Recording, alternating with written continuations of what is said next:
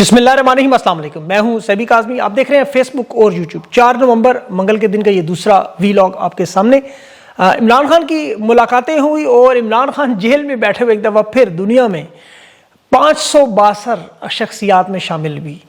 और ख़ान की जो बहनों से मुलाकात में आज क्या अहम पैगामात आए उसकी मैं अब तफसील आपके सामने रखता हूँ कि मामलात बड़े अहम हो गए। सुहेल अफरीदी की, महमूद अचकज़ई और अल्लामा नासिर अब्बास से बड़ी अहम मुलाकात हुई है। बड़े अहम फैसले भी हैं और अभी जो अगला मरहला नवंबर अपना रंग दिखा रहा है, 10 से 15 नवंबर मुल्की तारीख के सख्त तरीन दिन, उसमें 27वीं तरमीम की मंजूरी में मार्शल लॉ या रिवर्स बाल्कनाइजेशन मॉडल, ये एक बहुत अहम तफसीलात आपके सामने रखूंगा। सहाफ़ियों की गोल मेज़ कॉन्फ्रेंस में भी बड़े दिलचस्प इंकशाफात आए कि डोनाल्ड ट्रंप के नोबल प्राइज़ को पाकिस्तानी मीडिया में खबरें क्यों रुकवाई गई।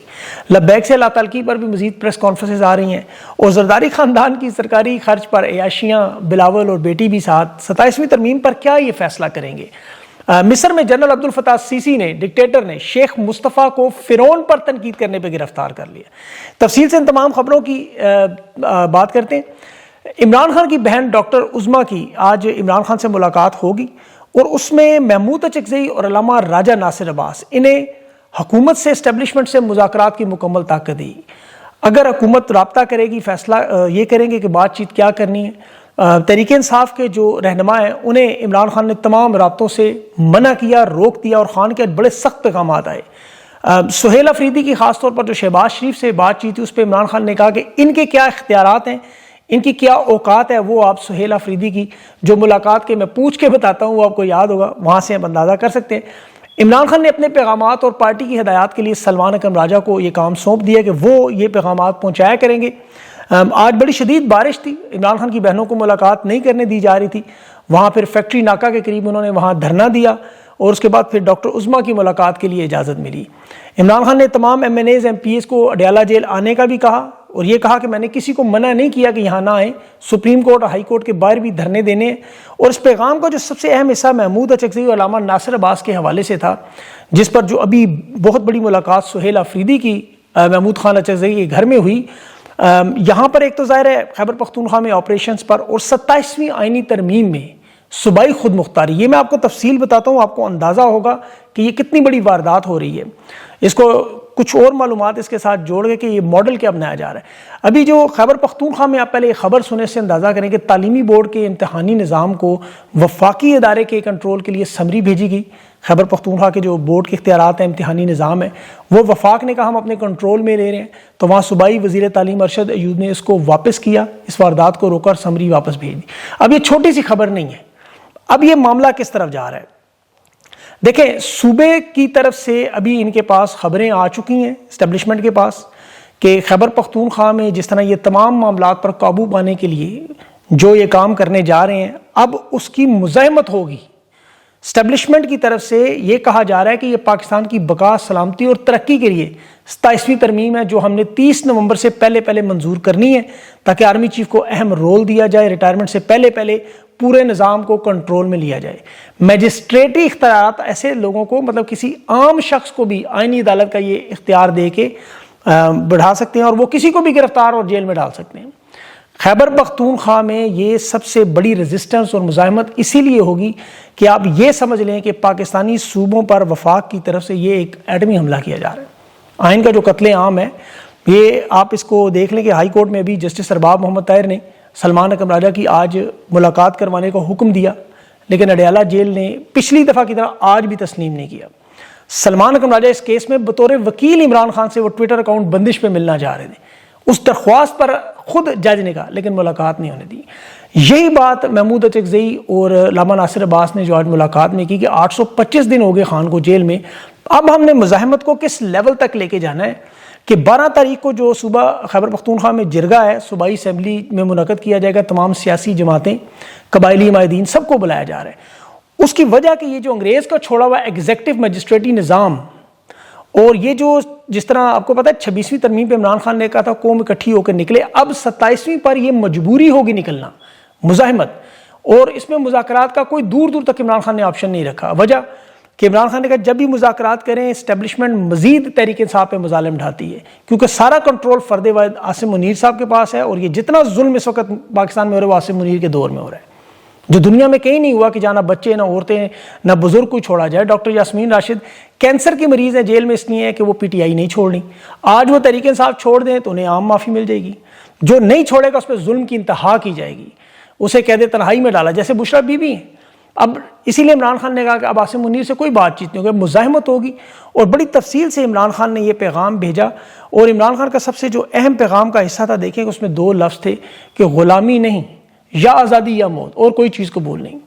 اب تحریک انصاف جماعت کو بھی خاص طور پر عمران خان نے کھل کے بتایا ہے, اور یہ فیصلہ آپ کو کیوں نظر آئے گا میں آپ کو وجہ بتاؤں کہ اسٹیبلشمنٹ کو یہ معلومات مل چکی ہیں کہ جو مزاحمت خیبر پختونخوا سے آئے گی, اب وہ معاملہ بغاوت اور علیحدگی کی طرف ہی چلا جائے گا.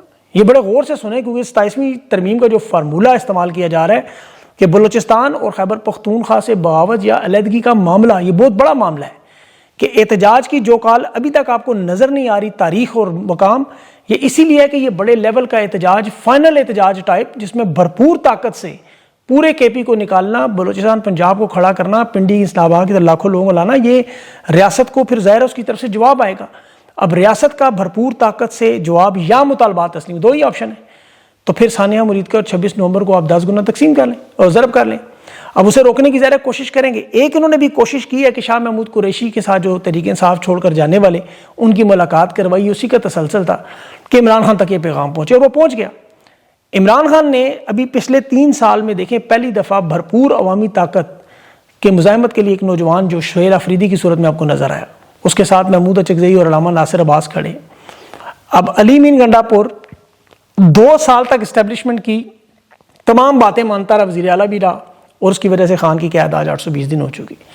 لیکن اب جو موجودہ قیادت, تحریک انصاف کی قیادت بھی, جو کہ آپ کو پتہ ہے 26ویں ترمیم کی خاص مخالفت نہیں کر سکی, مرکزی قیادت کی کوئی عوامی ایکشن بھی نظر نہیں آیا, اب یہ بھی مجبور ہوں گے کہ تحریک انصاف خیبر پختونخوا کے جڑیں, کیونکہ جو حالات بن چکے ہیں اس میں اب لانگ مارچ یا یہ بڑی کال, یہ نہ صرف اقتدار کے لیے بہت بڑا خطرہ ہے, بلکہ معاملہ اس سے بہت آگے جا سکتا ہے. اس میں آپ معاشی حالات بھی جانتے ہیں, عوام کی حالت کا بھی آپ کو پتہ ہے, مشرق مغرب کے بارڈر کا بھی آپ کو اچھی طرح پتہ ہے, جنریشن زی کے جو نوجوانوں کی بے روزگاری, عوامی مسائل, جس پر ہر وقت اب اسٹیبلشمنٹ کو ایک انقلاب کا خطرہ ہے. بنگلہ دیش, انڈونیشیا, نیپال, سری لنکا ہمارے چاروں طرف ہو چکا ہے. اب یہ معاملہ اگر یہاں سے اٹھ گیا, کیونکہ امن و امان کے حالات بھی بڑے خراب ہیں, کالعدم تنظیموں کے ساتھ 62,000 آپریشن 2025 میں ہو چکے ہیں, تو دونوں صوبوں میں ایسا کوئی معاملہ اٹھ گیا, عوام کی بڑی تعداد میں اس طرح شرکت ہوئی, تو پھر ظاہر ہے ریاست کی طرف سے طاقت کا استعمال کیا جائے گا. اب ریاست کی طرف سے یا اسٹیبلشمنٹ کی طرف سے جو ماڈل استعمال کیا جا رہا ہے وہ اب آپ سمجھیں, اسے ریورس بلکنائزیشن ماڈل کہا جاتا ہے. یعنی بلکنائزیشن ماڈل ایک ماڈل اور ایک اس کا ریورس, یہ 2 ماڈل ہیں. یہ 2 ماڈل 2 ممالک میں استعمال ہوئے. جو بلکنائزیشن ماڈل تھا وہ تھا یوگوسلاویا میں, اور جو ریورس بلکنائزیشن وہ روس یا سوویت یونین میں. اب یوگوسلاویا میں پاکستان کی طرح مختلف اقوام پہ بٹی ہوئی ایک ریاست تھی, جس میں سربین تھے, کرویشین تھے, بوزنین تھے, میسیڈونین تھے, اور مونٹی نیگرو, سلواکیہ. جس طرح آپ پاکستان میں سندھی, پنجابی, بلوچ, پختون, کشمیری, پھر مسلکی اعتبار سے شیعہ, سنی, وہابی, بریلوی, ایک بڑی لمبی چوڑی تقسیم ہے. اب بلگراد میں وہاں پر سیرین کا قبضہ ہوا, ریاست کے اندر بغاوت ہوئی, اور 7 آزاد ممالک جنگ عظیم کے بعد بنے. بلغاریہ, سربیا, یونان, مونٹی نیگرو, البینیا, یہ 7 ممالک بن گئے.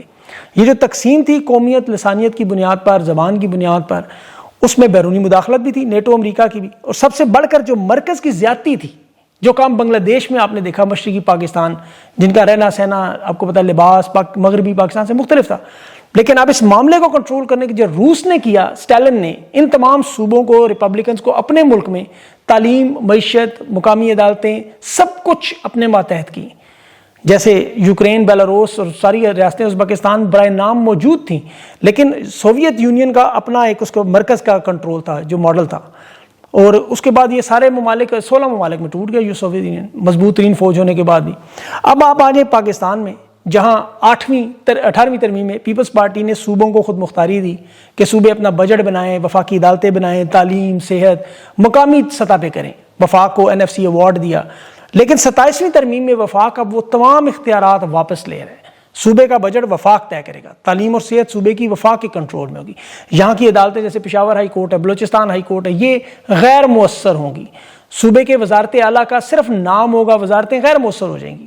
ان کے پاس صرف برائے نام طاقت ہوگی، باقی تعلیم صحت سمیت تمام طاقت کا مرکز وفاق اپنے ہاتھ میں 27ویں ترمیم میں۔ یہ جو ڈرافٹ ہے میں اس کے مطابق بتا رہا ہوں، اس میں آرٹیکل 160 آپ دیکھیں، مالی خود مختاری، صوبوں کی ترقی، تعلیمی صحت دیکھیں، انصاف کی مطلب جو تمام جو وفاق کے پاس، پھر 243 آرٹیکل فوج کے جو دفاع اور داخلہ یہ دونوں کنٹرول میں، پھر چاروں صوبوں میں آرٹیکل 213 اور 191 میں عدلیہ کی خود مختاری کو اتنا محدود کرنا کہ ایگزیکٹوز کے ذریعے عدالتوں میں اسپیشل ٹریبیونلز بنائیں جو کہ لوگوں کے انصاف کے نام پہ سیاسی مقدمات، چھوٹے بڑے کیسز، سارے فیصلے یہ کریں، مطلب مجسٹریٹ لیول پہ کوئی وکیل بھی بٹھا دیں آپ۔ اب یہاں آپ نے الیکشن میں دیکھا تھا 3 MPA 3 چلا تھا، مجسٹریٹ جس کو چاہے اغوا کر لے، جس کو چاہے جیل میں ڈال دے، یا دفعہ 144 جو ہے، تو عدالتیں تو سنتی نہیں پہلے بھی۔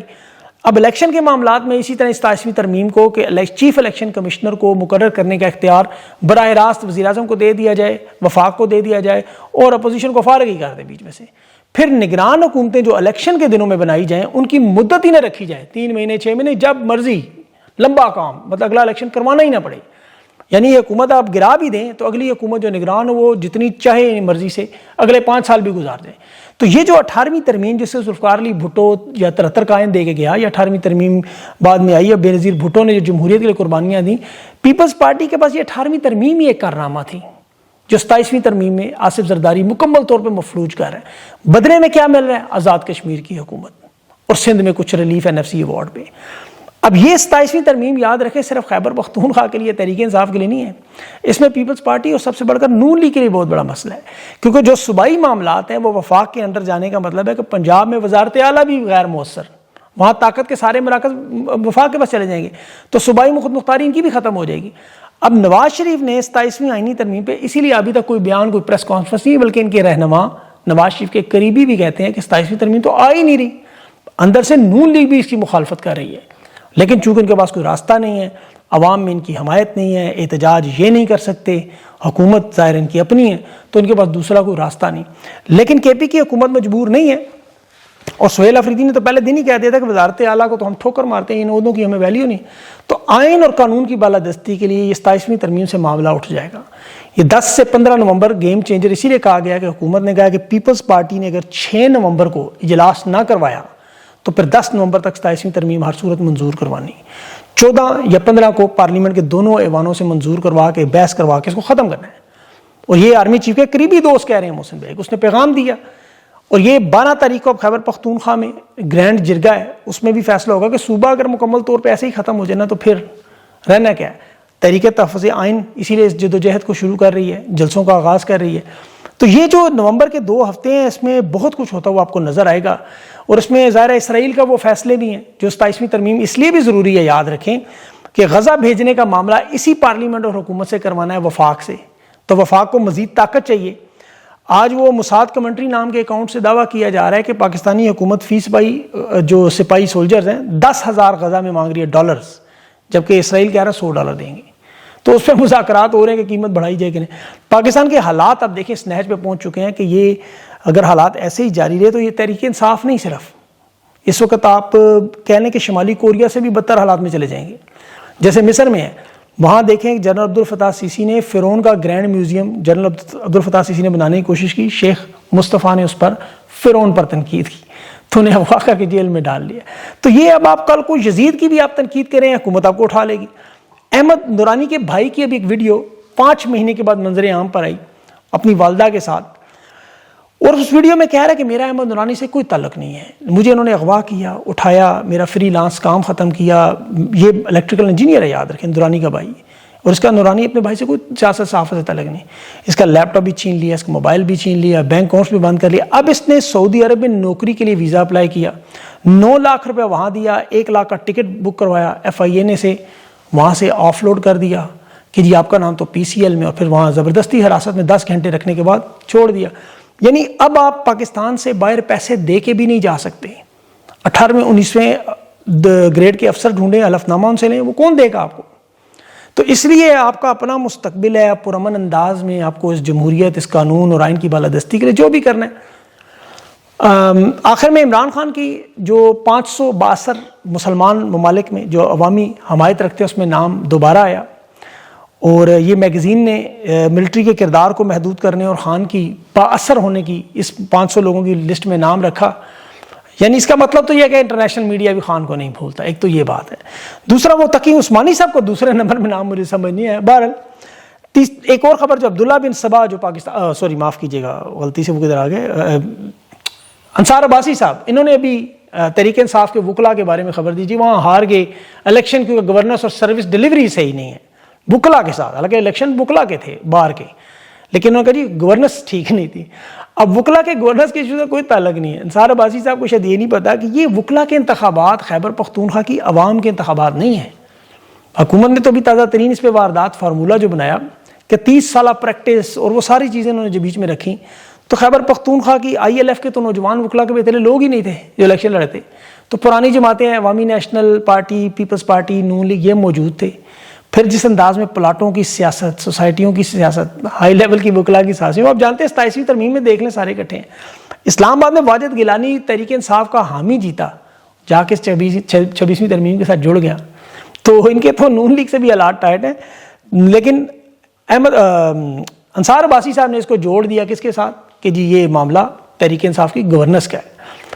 انصار عباسی صاحب جس طرح ابھی ان کا ایک اور ٹویٹ میرے سامنے ابھی آیا کہ جس میں وہ کہہ رہے تھے کہ آج پیچھے موڑ ڈھولا تیری لوڑ پہ گئی، اسحاق ڈار کو بلا کے کہ جسے معافی مانگنی چاہیے، کہ اس کو لگانا چاہیے وزیر خزانہ۔ دیکھیں ملک کی تباہی و بربادی، یہ وہ لوگ ہیں باخدا پتہ نہیں اللہ کو کیسے منہ دکھائیں گے۔ میں زیادہ کیا بات کروں ان پہ، یہ ہو گئے چند اور ان جیسے، انہیں خیر ان کی مجبوریاں ہوں گی، کوئی میرے خیال میں کوئی پھنسے ہوں گے بیچارے، کسی نے ہو سکتا ہے کوئی ایسی چیزیں ہوں جو ہمیں نہ پتہ ہوں، تبھی یہ اس طرح اس لیول پہ۔ ورنہ ابھی وہ ایک نون لیگ کا وزیر کا سیکٹری وہ کہہ رہا تھا پاکستان میں گوگل کروم آ گیا، اب گوگل کروم ویب براؤزر، اب دیکھیں یہ حالات ان کے اتنے ٹائٹ ہیں بیچاروں کے، تو پتہ نہیں مجبور ہیں یا کیا معاملات ہیں ان کے، اللہ ان کی مشکلات کو بھی آسان کرے اور پاکستانیوں کی بھی۔ اپنا خیال رکھیں، مجھے اگلے ویلاگ کے لیے اجازت دیں، اللہ حافظ۔